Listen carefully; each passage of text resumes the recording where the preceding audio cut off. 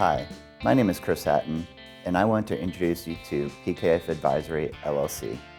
PKF Advisory is a group of firms in the major cities in the United States.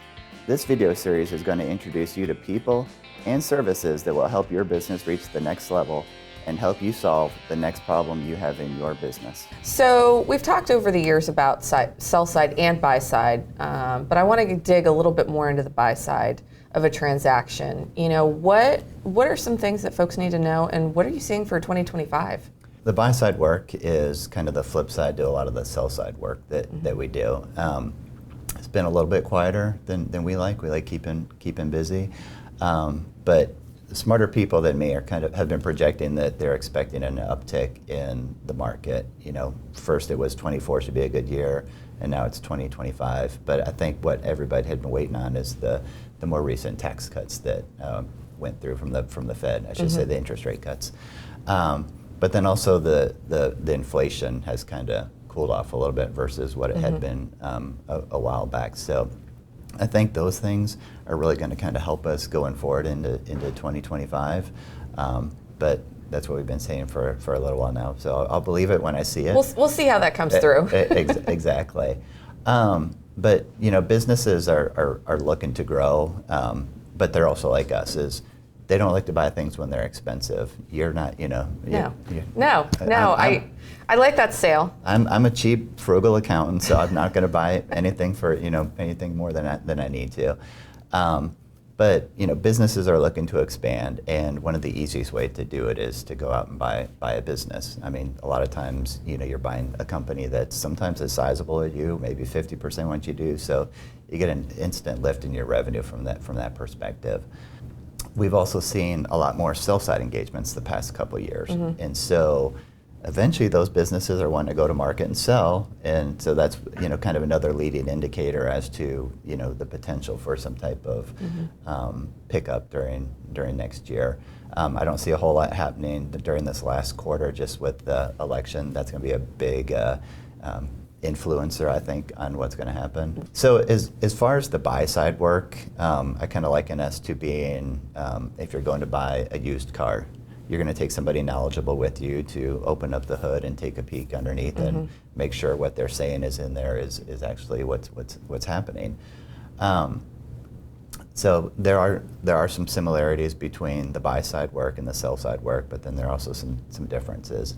The buyer wants to make a sound and informed decision, and so that's why they engage folks like us to actually come through and help them with that process, because they've got a whole slew of other things that they've got to be assessing from their side to be able to get a deal across the finish line. It's going to go more smoothly if the seller has gone through a sell-side process. But then again, it's, you've heard the term trust but verify. Sure. So, they're going to do their process, and then we're going to end up doing ours. So, I think that we add a lot of value to it from that regard, by being on the buy side team and being the one to ferret through the books through. But the buyers also, they're always going to do their own process. Right. It's been like that for forever now. They've got things that they're looking for and things like that. Exactly, and it's also going to be predicated on the type of buyer. So is it a strategic? Is it private equity? Hearing a lot more about the unfunded sponsors these days that are getting into the mix, and so they're each going to have an interest on what's important to them. And sometimes when the seller's going through their process, they think that they've turned over every stone, got the skeletons out of the closet and that kind of stuff, and then the buyer comes in with these areas of interest that we dig into for them, and it's nothing on the seller, but everybody has their own interests. Right. And then the buyer's process is, I would say, and it's always going to be more detailed. There's always going to be areas, whether it's on the revenue side, the expense side, that are more of interest to them that the seller doesn't always uncover going through their process. And a lot of times there are items of interest to us that the buyer says, yeah, or maybe dial it back a little bit. It's not as important as they had thought. So the sales analysis is always going to be a key area.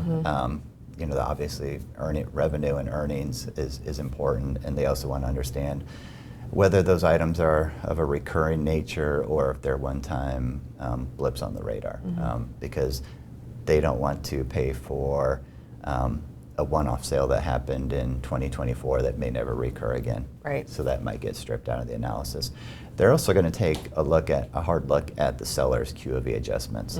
A lot of times they're either going to discount those, they could potentially disallow them altogether, or they might say, valid point, we'll roll with that. So there's also a lot of, I would say, non-financial items that we kind of dig into. We can assist with operational analysis, internal control, IT, some legal, but we would typically encourage the attorneys to take part of that. But this is where, if there's synergies that exist between the buyer and the seller, where 1 + 1 could actually equal 3. So as an accountant, it's hard for me to say that, but it's known to happen. Yeah. There's also cost savings analysis that we can take a look at. Is this something that's going to no longer be present on a go-forward basis? Maybe they potentially consolidate operations, and so you've got your original seller's warehouse that they no longer need, and so they're not paying rent and just little things like that. Could there be a reduction in force and salary? So those are important because it all feeds to the bottom line of the go-forward entity.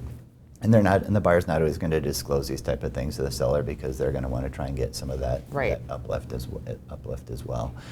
But then also the personal makeup, we've talked about this before, are there people that they're going to want to incentivize to stay with the company after the transaction, or are there going to be some potential underperformers that they're going to want to let go, or potentially close down a certain area because they already have operations. So it's a lot deeper dive just because the buyer is the one ultimately writing a check, and like you said earlier, they don't want to pay any more than they have to. Then they part absolutely of it. have to. Exactly. Yeah. So with risk mitigation being the primary goal, there's going to be the financial results as well as the non-financial results that could potentially take a deal off the table. Sure. So what we want to do is we want to be part of the team that's going to take the acquisition as serious as the buyer does.